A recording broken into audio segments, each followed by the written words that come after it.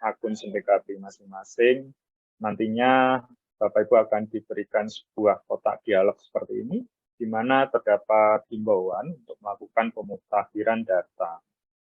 Bapak Ibu silakan klik lanjut pada tombol yang sudah disediakan.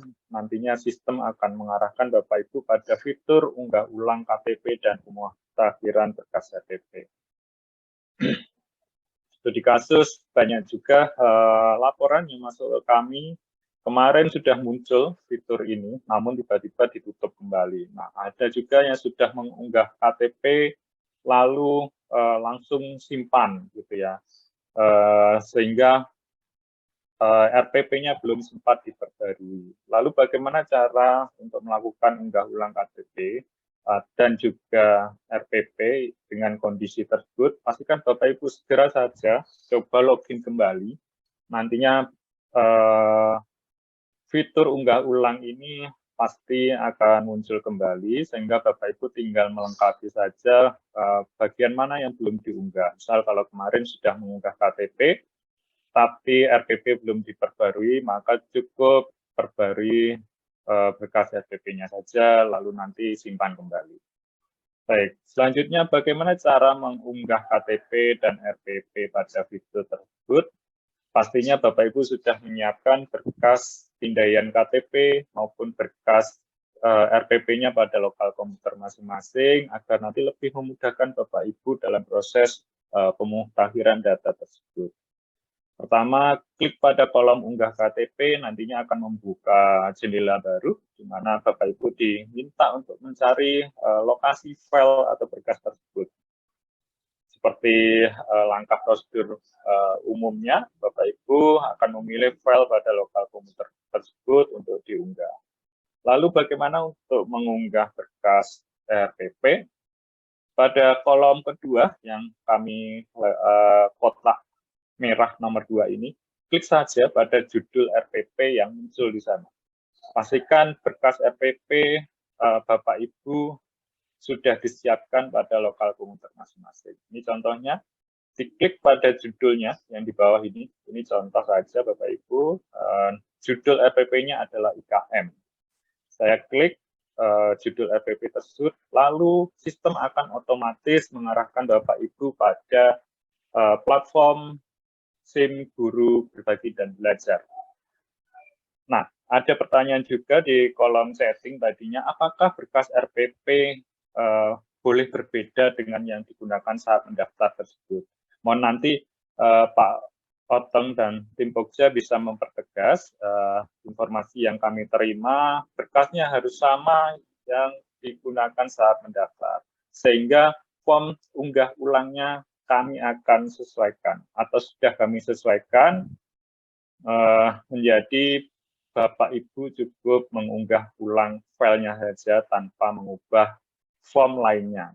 Judul RPP tidak bisa diubah, jenis RPP tidak bisa diubah, deskripsi RPP juga tidak bisa diubah termasuk kata kunci.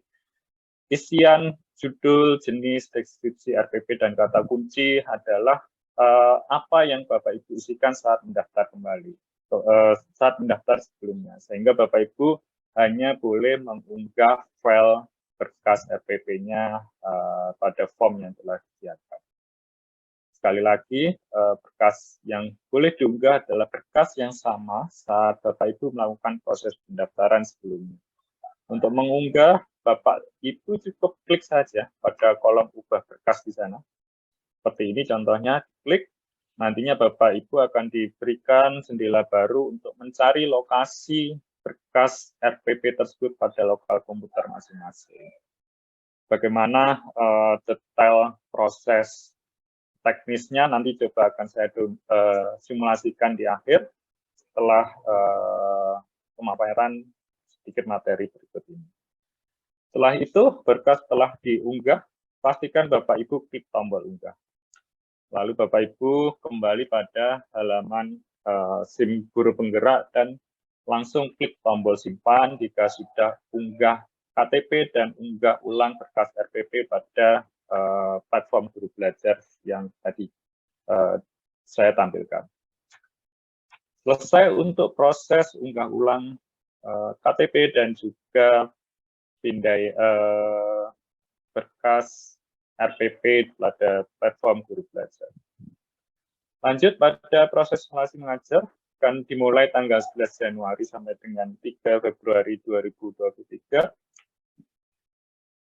Nantinya Bapak Ibu akan memperoleh akses menu modul seleksi simulasi mengajar dan wawancara. Tampilannya seperti ini. Ini contoh saja.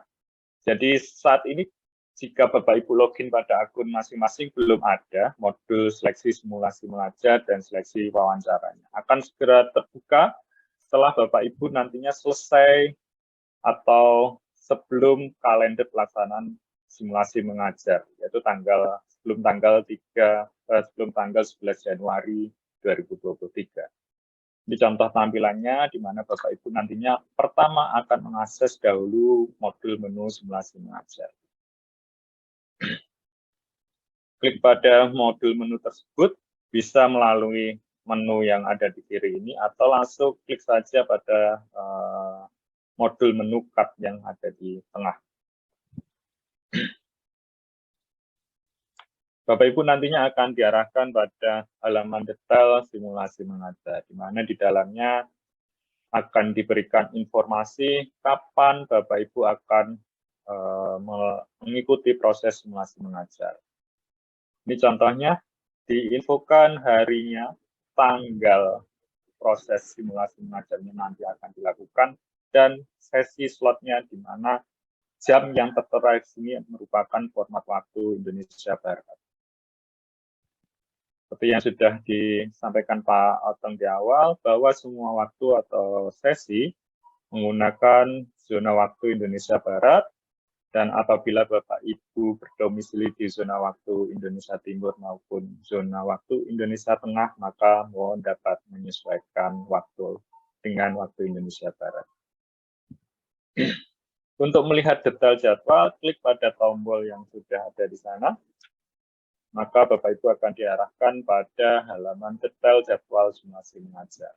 Tampilannya seperti ini, diinfokan juga sisa waktu jadwal SM Bapak Ibu. Untuk melakukan proses simulasi mengajar, pastikan Bapak Ibu sudah bersiap 30 menit sebelum sesi dimulai, memastikan koneksi internet memadai, menyiapkan peralatan seperti laptop dan sumber kelistrikan, pastikan baterai penuh.